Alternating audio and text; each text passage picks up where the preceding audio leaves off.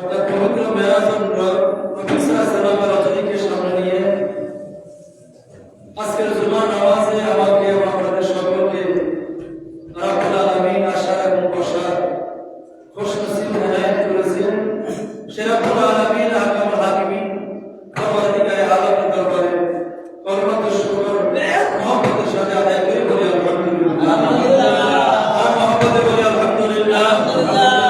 অসংখ্য অগণিত দুরূদ ও সালাম মানবতার মুক্তির দিশায় আল্লাহর সৃষ্টির প্রাণ রহমতে আলম নূরে মুজাসসাম ফখরে মুজিদা হায়াতুন নবী নূরুন আলা নূর নবী ইমামুল আম্বিয়া ইমামুল মুরসালিন রহমতে আলম সাল্লাল্লাহু আলাইহি নূরি কদম মুবারকের অগণিত অসংখ্য ব্যাপক বেশুমার দুরূদ এবং সালামের নাজরানা পেশ করে সকলে বলি সাল্লাল্লাহু আলাইহি ওয়াসাল্লাম।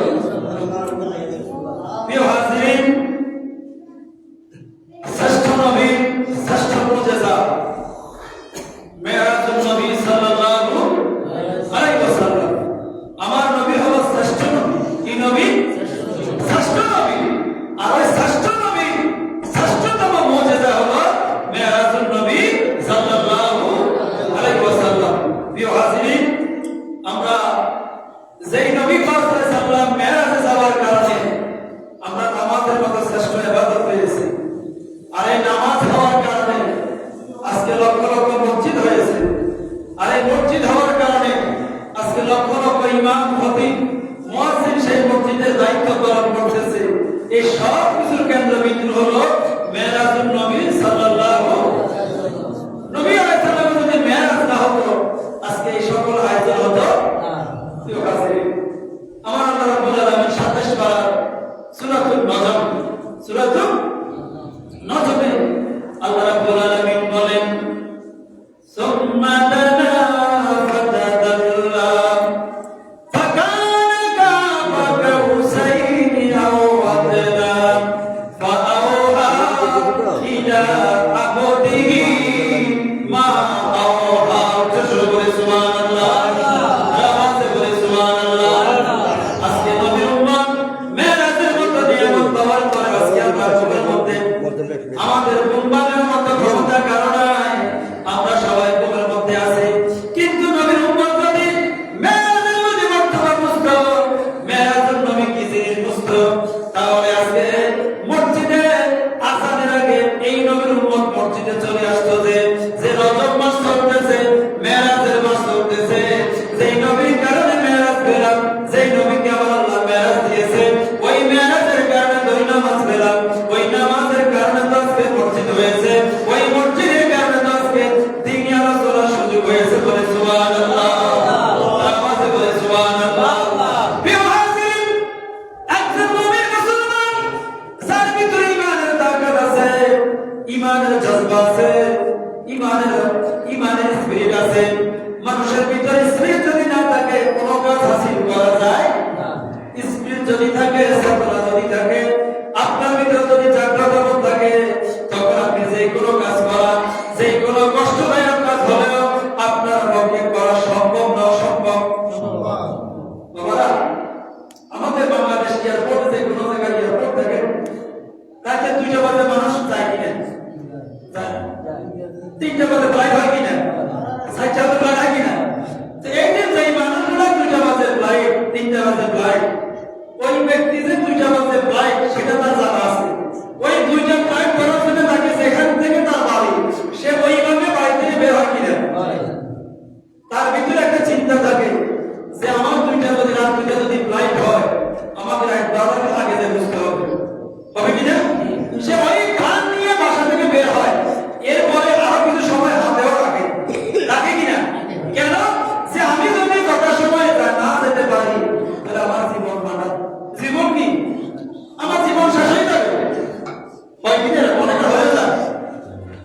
এখন যেই ব্যক্তি এখন সে রাতে 2টা 3টা তাহলে চিন্তা করার সময় ঘুম কি জিনিস সে নিজেও করতে পারবে না। কারণ তার ভিতরে এখন চিন্তা ঢুকে গেল যে আমাকে 2টা বাজে ফ্লাইট, আমাকে যেতে হবে। ঘুম নামক শব্দ তার চোখে এখন, কারণ তার ভিতরে চেতনা ঢুকে গেল যে আমাকে কাজ করতে হবে। এখনো ঘুমের চিন্তা করার সুযোগ নাই। অতএব এখন ব্যক্তিরা চিন্তা করলে হবে না। তো যার ভিতরে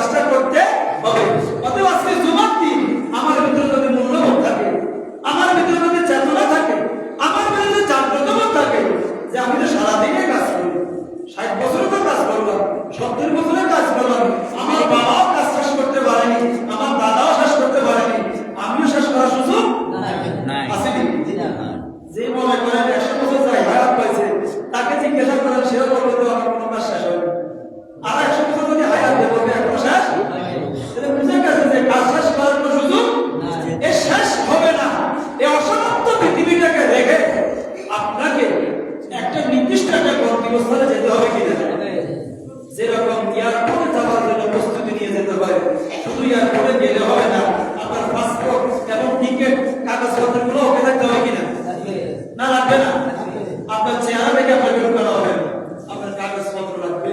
তো আমি কি আপনাকে, আপনি বিদেশ যাবেন 10 বছর 20 বছর 15 বছর, হয়তো 1 মাস পরে চলে আসার সম্ভাবনা হয়ে যাবে কিনা, কিন্তু আপনাকে আমাকে এমন এক জায়গায় সফর করতে হবে, ট্যুর করতে হবে, যেখানে কত বছর থাকবেন আপনিও জানেন আমিও জানি। কথা বলেন ঠিক কি? ওই জায়গায় যাওয়ার জন্য তো কাগজপত্র লাগে, ওই জায়গায় গেলে ডকুমেন্টস লাগে, ওই জায়গায় যদি শান্তি পাওয়ার জন্য কিছু মানসামানা নিয়ে যেতে হয়। গত 2 দিন আগে পত্রিকার মধ্যে পেলাম ব্রাহ্মণবাড়িয়ার একজন ইউনো নাম ফেরদৌসা বেগম, বয়স মাত্র 33 বছর না 34 বছর বয়স, উপজেলা নির্বাহী অফিসার। এই অল্প বয়সে একটা বিসিএস ক্যাডার, 36তম বিসিএস। ওই মেয়েটা সে কি জানে সে অল্প বয়সে মারা যাবে, কিন্তু যাবে।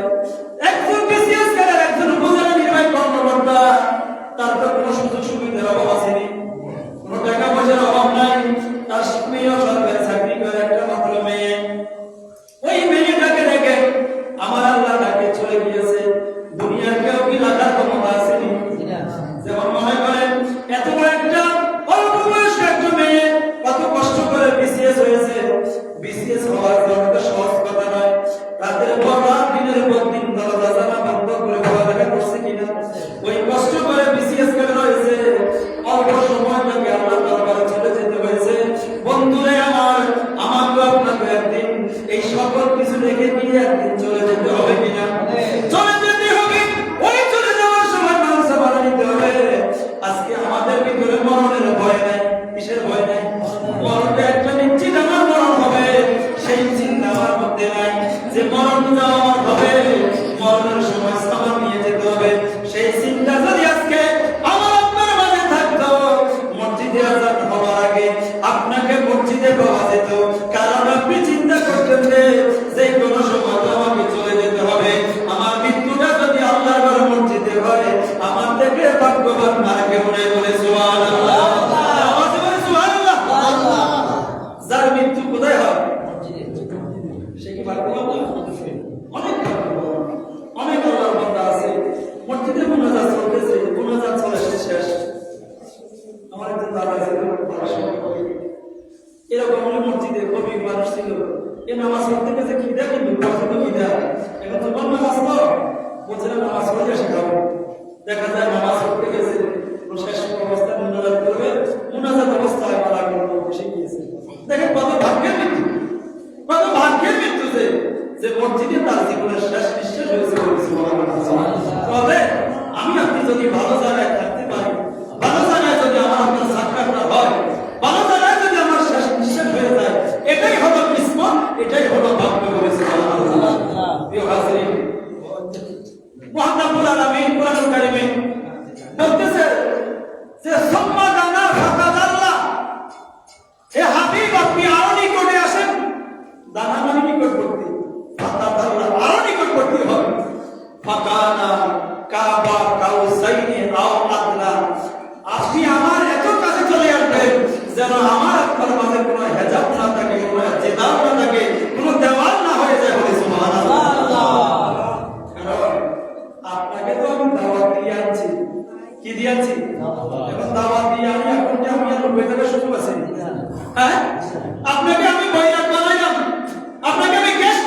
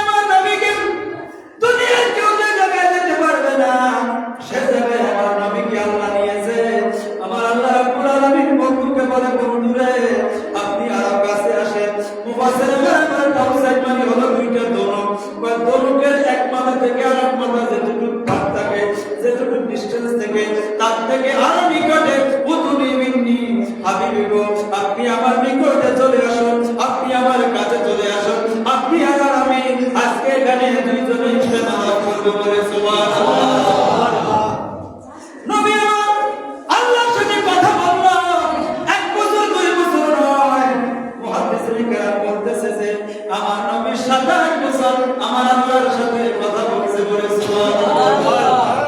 কত বছর? কত বছর? এখন 27 বছর কথা বলছে। 27 বছরের যে কথা সবগুলো কি দুনিয়ার মানুষকে জানাইছে? জি না। 27 বছর কত কথা বলা যায়? এত কথা কি আপনাকে আমার শোনা যাবে? আমরা যদি কোনো জায়গায় বেড়াইতে যাই, বন্ধু বান্ধব আছে 2 ঘন্টা যদি কথা বলি, সবগুলো বলা যায়? শেষ আছে কথা তো কোনো শেষ নাই। এখন আমার নবীর সাথে আল্লাহ কথা বলছে কত বছর? কত বছর? এখন 27 বছরে কত হাজার কালাম করা যাবে? আল্লাহ নবীজি আমার 27 বছর আল্লাহর বাড়িতে ছিল। কার বাড়িতে? আল্লাহর বাড়িতে। আমার নবীকে নিয়ে গেছে। আমার নবী যাওয়ার পরে আমার আল্লাহ রাব্বুল আলামিন বলেন, আত্তাহিয়াতু লিল্লাহি ওয়াস সালাওয়াতু ওয়াত তাইয়্যিবাত। সুবহানাল্লাহ। এটা আমার নবী আমার আল্লাহকে জানাইতেছে অভিনন্দন। আল্লাহ গো, আপনি আমাকে রাজকীয় আসলে আপনার নূর জগতে আছেন, যে নূর জগতে জিবরাইলের মতো নূরের ফেরেশতাও আসার কোনো অনুমতি নাই। জিবরাইল সিদরাতুল মুনতাহা পর্যন্ত আসার পরে বলে, ইয়া রাসূলুল্লাহ, যদি আর এক ইঞ্চি পরিমাণ আমি সামনে যাই, আমার সব গুনাহ নুরানি ফাঁকাগুলো চলে যাবে বলে সুবহানাল্লাহ। জিবরাইল নূরের ফেরেশতা হওয়ার পরেও নূরের জগতে যাওয়া যাইতেছে না। তাহলে বোঝা গেছে সব নূরের টেম্পারেচার এক। নূরের ভিতরে পাওয়ারের মধ্যে ব্যস্ত আছে কি না? সব বিদ্যুতের লাইটের এক আলো নয়, পাওয়ার ব্যস্ত আছে কি না? সব বিদ্যুতের খাম্বা এবং সব বিদ্যুতের তারের লাইটের তারের এক পাওয়ার টাকা। যেটাকে বলা হয় ইপিজেড, কি বলা হয়? বিজনেস জোন যেগুলো আছে, ওই জায়গায় বিদ্যুতের সেই পাওয়ার ব্যবহার করা হবে। আমার আপনার গ্রামগঞ্জে সেই ব্যবহার হবে না, সেই লাইটও ব্যবহার করা যাবে না, তারা ব্যবহার করা যাবে না। আমার আল্লাহ বলে, জিবরাইল তুমি যদিও নূরের ফেরেশতা, কিন্তু আমার বন্ধুকে এখন আমি সেই জায়গায় নিয়ে যাব, এই নূরে সেটা ক্যাপাসিটি নাই, সেটা কভার করা তোমার পক্ষে সম্ভব হবে না বলে সুবহানাল্লাহ। এটা আমি আমার বন্ধুর বলবার দুইজনের নূরে খেলা হবে। একজন হলো রাসূলুল্লাহ, একজন হলো হাবিবুল্লাহ, একজন হলো লা ইলাহা ইল্লাল্লাহ। দুই নূরের মধ্যে আমরা বাঁচতে থাকবো, দুনিয়ার কেউ সেখানে প্রবেশ করার অনুমতি নাই বলে সুবহানাল্লাহ। নবীজি আমার আল্লাহর বাড়িতে গেলেন, আল্লাহকে অভিনন্দন জানাইল, আত্তাহিয়াতু লিল্লাহি ওয়াস সালাওয়াতু ওয়াত তাইয়্যিবাত। বলছে কিনা? এখন আমার আল্লাহ নবীকে বলে, আসসালামু আলাইকা আইয়ুহান নবিয়্যু ওয়া রাহমাতুল্লাহি ওয়া বারাকাতুহু। সুবহানাল্লাহ। আমার আল্লাহ আমার নবীকে কি দিয়েছে? সালাম দিয়েছে। একটু বলেন না কথা কি দিয়েছে? আমার আল্লাহ আমার নবীকে কি দিয়েছে? কোথায় দিয়েছে? আর আমার আল্লাহর জগতে, নূরের জগতে, যেটার নাম হলো লা মাকান। লা মাকান মানে যার কোনো জায়গা নাই। লা মাকান মানে কি? No place. লা মাকান মানে যার কোনো জায়গা নাই। কেন জায়গা থাকবে? আমাদের এই জমিনটাকে বলা হয় জায়গা, আর নূরের জগতে কোনো জায়গা দিয়ে বিদে দিয়ে মামার কোনো সুযোগ নাই। কারণ সেটা ভিন্ন একটা বিষয়, সেটা অনুমান, সেটা বিশ্বাস করার বিষয়। যেমন আমার আপনার কাছে দুইজন ফেরেশতা আছে কিনা? এটা কি মাটির নাকি নূরের? এখন আমার আপনার কাম কি ভাত নাকি? কিন্তু আছে কিনা? বিশ্বাস করতে হবে। নূরটাকে আপনি ওজন করতে পারবেন না, নূরটাকে আপনি কিলো দিয়ে মাপা যাবে না। আমার রব্বুল আলামিন আমার নবীকে সালাম দিয়েছে নূরের জগতে। কোন জগতে? নূরের জগতে। আল্লাহ নূরের জগতে আল্লাহ সালাম দিয়েছে। এখন আমার নবী আলাইহিস সালাম সালাম পাওয়ার পরে আমার নবী কি আল্লাহকে সালাম দিবে নাকি? আল্লাহকে সালাম দেওয়ার বিষয় নয়, আল্লাহর জাতি নাম, আল্লাহর কাছে কোটি নাম হলো ইয়া সালাম বলে সুবহানাল্লাহ। আছে কিনা? ইয়া সালাম আল্লাহুম্মা আনতাস সালাম ওয়া মিনকাস সালাম তাবারাক রাব্বানা ওয়া তাআলাইতা ইয়া যাল জালালি ওয়াল ইকরাম। নবী আলাইহিস সালাম সেই মেরাজে আল্লাহ আমার নবীকে সালাম দিয়েছে। আমার আল্লাহ আমার নবীজিকে, নবীজি আমার আল্লাহকে সাক্ষী করে বলে, আল্লাহ আপনি আমাকে সালাম দিয়েছেন, কিন্তু আপনার সালামের আমি উত্তর দিতেছি, আসসালামু আলাইনা ওয়া আলা ইবাদিল্লাহ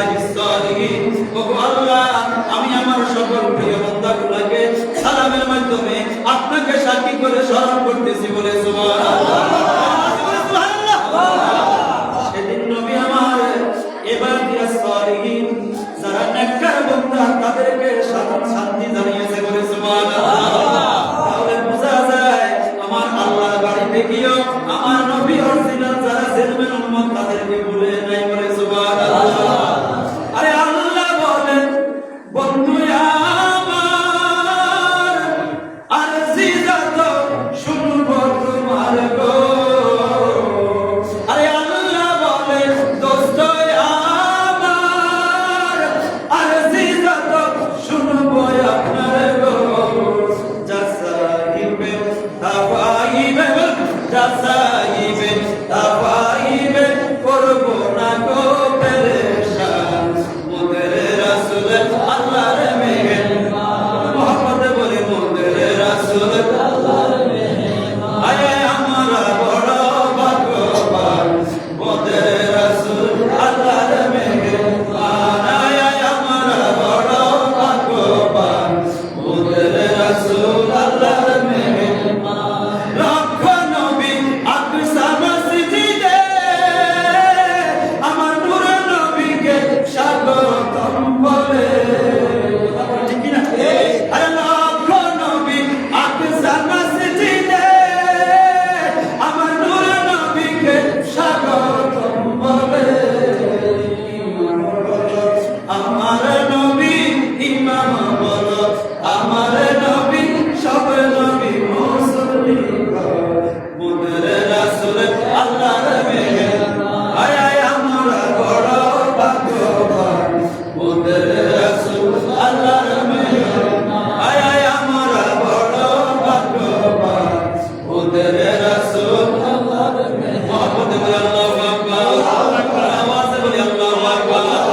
আমার নবীজি আল্লাহর মেহমান, কার মেহমান? আল্লাহর মেহমান, কার মেহমান? আমার নবী আল্লাহর মেহমান। সেজন্য আমরা নবীর উম্মত হয়ে খুশি নাকি বেজার? আওয়াজে বলে খুশি নাকি বেজার? আজকে নবীর উম্মতেরা মসজিদের মিম্বরে মিম্বরে খুতবা দেয়, কিন্তু মেরাজের আলোচনা করে না। ওই মেরাজের যারা আলোচনা করে না, বুঝতে হবে যে তারা কোনোদিনও নবীর জেলমের উম্মত হতে পারে না। কারণ আমার নবীর উম্মত হিসাবে আমি প্রাউড ফিল করেছে, আমার আল্লাহ আমার নবীকে আল্লাহর দিদার দিয়েছে, যেটা আদম নবীর উম্মত বলতে পারেনি, সুলাইমান নবীর উম্মত বলতে পারেনি, দাউদ নবীর উম্মত বলতে পারেনি। আমি নবীর উম্মত হওয়ার কারণে এটা দুনিয়ার সকল উম্মতদেরকে বলতে পারবো, ময়দানে আসলে প্রাউড ফিল করে বলতে পারবো যে জানি জানি আমার নবীজি আল্লাহর মেহমান হয়েছে, বলে সুবহানাল্লাহ। কোন নবীর উম্মত সেদিন বলার সুযোগ আসেনি, বলা আসেনি? সেদিন আমরা গল্প করতে পারবো, আমরা বলতে পারবো যে আমরা নবীর এমন নবীর উম্মত যেই নবীকে আল্লাহ দাওয়াত দিয়ে আল্লাহর বাড়িতে নিয়ে গেছে, বলে সুবহানাল্লাহ। আমার ভাইয়েরা কেন যে মেরাজের আলোচনা করে না, অথচ মেরাজের কথা কোরআনে আছে কিনা? আছে কিনা? অথচ কোরআনের সব কোরআনের দোয়াই, কোরআনের সব কিছু মানতে, কোরআনের কিছু মানলাম কিছু মানলাম না, তাহলে কি হবে? যেটা আমার সুবিধা সেটা মানলাম, যেটা আমার অসুবিধা সেটা না মানলাম, এরকম কিছু আছে? যে কোরআনে কারিমে হুকম মানা মেরাজের আলোচনা, 27 পারায় মেরাজের আলোচনা, তো কোরআনকে আপনাকে বিশ্বাস করতে হবে কিনা, মানতে হবে কিনা? সে আল্লাহই তো বলতেছে আমি আল্লাহ সুবহানাল্লাযী আসরা বিআবদিহি লাইলাম মিনাল মসজিদিল হারামে ইলাল মসজিদিল আকসা।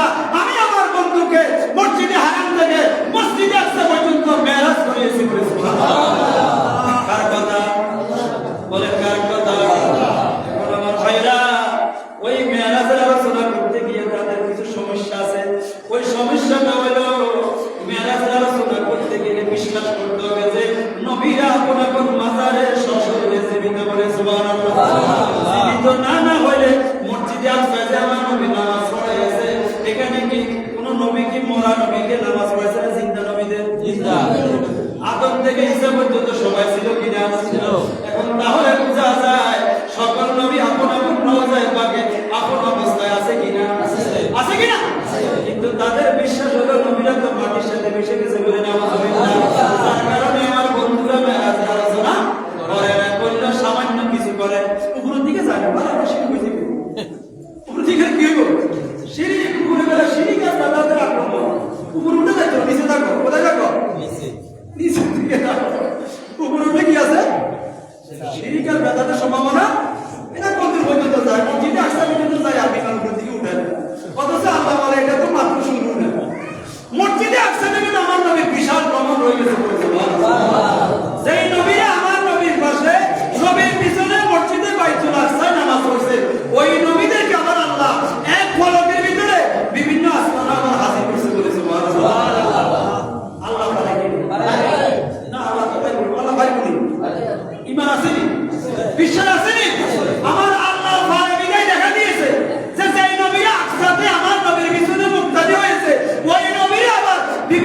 মুসলমান আমার হাবিবুল্লাহকে রেসপেক্ট করতেছে, ওনারেও জানাইতেছে, ওয়েলকাম জানাইতেছে বলে সুবহানাল্লাহ। এই কাজটা করছে কে? এই যে কাজগুলো করছে কে? আল্লাহ। তো আপনি তো বলতেছেন আল্লাহু আলা কুল্লি শাইইন, বলেন না আপনি? তো যে আল্লাহ সব করতে পারে, ওই আল্লাহ কি মসজিদে আকসা থেকে বিনা টিকিটে বিনা পাসপোর্টে নবীদেরকে কি আসমানে নিতে পারে না? নাকি পারে কিনা? আমার আল্লাহ পারে, বিদায় করে দেখাই দিয়েছে যে ফলকের ভিতরে ওই নবীগুলোকে আমি বিভিন্ন জায়গায় নিয়ে গিয়েছি, নিচে কিনা নিয়েছে। বন্ধুরা আমার আল্লাহ বলতেছে হাবিব আপনি আমার পাশে আসেন, আপনি আমার কাছে আসেন, আপনার সাথে আমার কথা হবে। সেই কথাই অনেক কথা বলে ফেলতো, কিন্তু মূল কথা হলো নবী আলাইহিস সালামকে আমার আল্লাহ একটা তওফা দিয়েছে। ওই তওফা তো হলো আসসালাতু মিরাজুল মুমিনিন। সবাই বলে আসসালাতু মিরাজুল মুমিনিন। এই হাদিসটা বলে পারেন না? আসসালাতু মিরাজুল মুমিনিন, নামাজ হলো মুমিনের জন্য, মেরাজ কার জন্য? মুমিনের জন্য। এখানে মুমিনের মেরাজ বলছে, মুসলমানের মেরাজ বলেনি। আল্লাহ যদি রাসূল যদি বলতো আসসালাতু মিরাজুল মুসলিমিন, কি বলছে? কারণ আমার নবী জানে যে মুসলমান নামে অনেক বেজার আসবে কিনা। এটা আমার নামের সফটওয়্যার সবগুলো সেট করা আছে, জানা আছে। নাম হলো মুসলমান, নাম হলো নুরুল ইসলাম, নাম হলো ইসলাম, কিন্তু তার নাম হলো ইসলাম, কিন্তু কামেল বেলা নবীর দুশমন আছে কিনা? আছে কিনা? এটা আমার নবী জানে বিদায় বলছে নামাজ মেরাজ হবে কার? কারণ মুমিনের মেরাজ হবে, মুসলমানের নয়। মুমিন হতে হলে মুমিন সহজ কথা নয়, মুমিন হতে হলে নিজের জান থেকে, নিজের সম্পদ থেকে, নিজের স্ত্রী সম্মান থেকে, সবকিছু থেকে নবীকে বেশি ভালোবাসতে হবে কিনা? আর আওয়াজে বলতে হবে কিনা? সবকিছু থেকে যারা বেশি ভালোবাসে তারাই হলো মুমিন, তারাই হলো ইমানদার বলে সুবহানাল্লাহ। মুসলমান অনেক সহজ কথা, অনেক মুসলমান আছে কুফারের মধ্যে উচ্চ উচ্চ দাগ আছে কিনা? আছে কিনা? সে মুসলমান এমন মুসলমান চিল্লা দিতে দিতে জীবন শেষ। কি দিতে? চিল্লাইতে গলা শেষ। হ্যাঁ, চিল্লা দিতে দিতে এক চিল্লা, দুই চিল্লা, তিন চিল্লা, পাঁচ চিল্লা, বিভিন্ন জায়গায় বিয়ে গল্প করে বিয়ে ঠিক করে চিল্লা করছে, হয়তো 7 চিল্লা করছি। কি চিল্লা করছি? আমি তো 11 চিল্লা করছি। 11 চিল্লা মানে এখন যত চিল্লা তো যাওয়া যায়, মনে করে যে চিল্লার ভিতরে ইসলাম, কথা না এদের মনে ইসলাম, যে মনে করে চিল্লার ভিতরে ইসলাম। আসলে চিল্লার ভিতরে ইসলাম নয়, ইসলাম হলো আউলিয়া কেরাম যেই থিওলজি নিয়ে, যেই কনসেপ্ট নিয়ে, তাসাউফ নিয়ে, যেই শরীয়ত তরিকত হাকিকতের মারফত, এই চারটার বন্ধনের নাম হলো ইসলাম বলে সুবহানাল্লাহ। একদিকে ঠেলে গেলে মুসলিম হওয়া যাবে না। কিন্তু বন্ধুরা আমার অনেক ভাইরা এত চিল্লায়, কিন্তু নবীর মেরাজ তারা মানে না, নবীর মেরাজ বুঝে না, আমার বুঝতেও চায় না। ও আমার বন্ধু, এজন্য আমার নবী বলতেছে আসসালাতু মিরাজুল মুমিনিন। একটু বলেন না বাবা, আসসালাতু মিরাজুল মুমিনিন। মুমিনের নামাজ হলো মুমিনের মেরাজ। মুমিন তাদেরকে বলা হয় যারা আমার নবী সিদ্দিক আকবর মেরাজ থেকে আসার পরে আবু জাহেল উতবা সাইবা মক্কার কাফেররা বলেছে যে তোমার নবী বলতেছে নাকি গত রাতে কিছু সময় 27 বছর কাটাই আসছে বলে সুবহানাল্লাহ। কিছু সময় মাত্র গত রাত কাটাইছে, কত বছর? 27 বছর। এটা কি ভাগের কথা বলে না? গত রাতে তো গত রাতে 27 বছর কি কথা? গত বছর 2025 সাল, আর 25 সাল তো একসাথে 27 বছর হয় না, কথা বলা ঠিক কিনা? তাদের কনসেপ্ট বলে তোমার নবী বলতেছে কত রাত নাকি 27 বছর আল্লাহর সাথে কথা বলছে। কে বলে? আমার নবী। কে বলে? আবু বকর। কেমন ইমানদার! আবু বকর বলে তোমরা জেনে নাও, শুনে নাও, আমি আবু বকরকে বলতেছি যে আমার নবী যদি বলে 27 বছর গত রাতে আল্লাহর বাড়িতে কথা বলে আসছে, আমি আবু বকর সর্বপ্রথম বিশ্বাস করে নিয়েছি বলে সুবহানাল্লাহ। তোমাদেরকে সাক্ষী করে বলতেছি, আমি সর্বপ্রথম বিশ্বাস করে নিয়েছি যে আমার নবী যেটা বলে, আমার নবীর জবানে কখনো মিথ্যা বের হয়নি। আমার নবীর জবানে কখনো মিথ্যা বের হয় না। আমার নবী যদি বলে 27 বছর, আরে 27 নয়, আমার নবী যদি বলে 27 কোটি বছর, আবু বকর সেটাও মানতে রাজি বলে সুবহানাল্লাহ। আমার নবীর সাথে আমার আল্লাহ এমন সম্পর্ক যে দুনিয়ার মানুষের সেটা বোঝার কোনো ক্ষমতা নাই। এখন বুঝবে কিভাবে? বলতেছে যেখানে ওযু করে আসছে, ওযুর পানি গড়াইতেছে, শিকল লাগতেছে, চলে গেছে 27 বছর। সুবহানাল্লাহ। কারবারটা কি দেখছে? হ্যাঁ,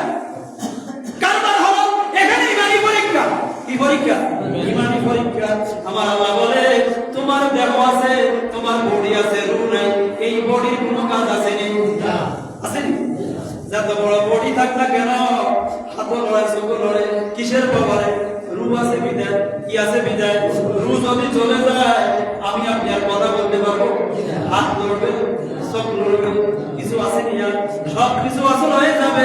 আমার আল্লাহ বলে মনসে পুরা রূহে মাজানুদ্দিন হাসতে রূপে রহমতুল লিল আলামিন।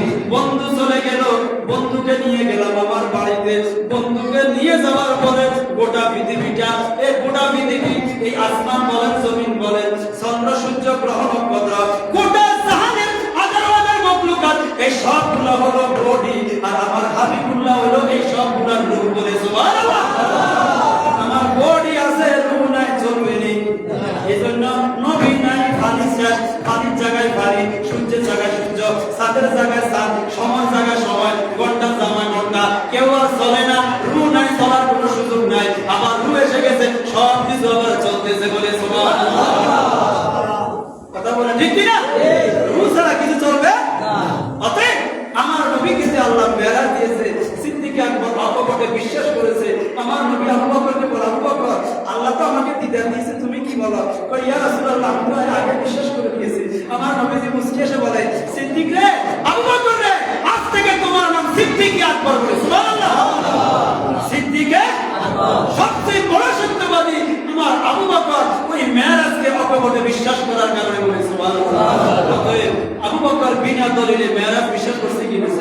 আর আমরাও তো কোরআনে তো আছে, আমরা তো দলিল আমাদের সামনেই আছে। অতএব আমাদের তো বিশ্বাস করতে কোনো সমস্যা আছে? আল্লাহ পাক নবী মেরাজে এসেছে, মেরাজে গিয়েছে, আল্লাহর পক্ষ থেকে নামাজ নিয়ে এসেছে। সেই নামাজ ইমানদারের জন্য মেরাজ হয়ে যাবে। বলে সুবহানাল্লাহ। আল্লাহ পাক আমাদেরকে মহব্বতের সাথে, কিসের সাথে? মহব্বতের সাথে, ভালোবাসার সাথে ওই নামাজ যারা যথাসময় যথানিয়মে সুন্দরভাবে আদায় করার তৌফিক দান করে সকলে বলে আমিন। সবাইকে বলবো, আর অবহেলা নয়, আর খামখেয়ালি নয়, আর গাফিলতি নয়। একটু নিজের মধ্যে জাগ্রত আনেন যে জুমার দিন একটু মসজিদে সময় দেন। এটা আপনার দুনিয়া এবং আখিরাতের কাজে লাগবে। লাগবে কিনা? বলে লাগবে কিনা? কেন এখনো যে অবহেলা করি? কেন যে আমরা এখনো গাফেল? কি জবাব দিব মালিকের কাছে? আল্লাহ সকলকে শহীদ বুঝ, শহীদ জবাব, শহীদ জ্ঞান সকলে বলি আমিন।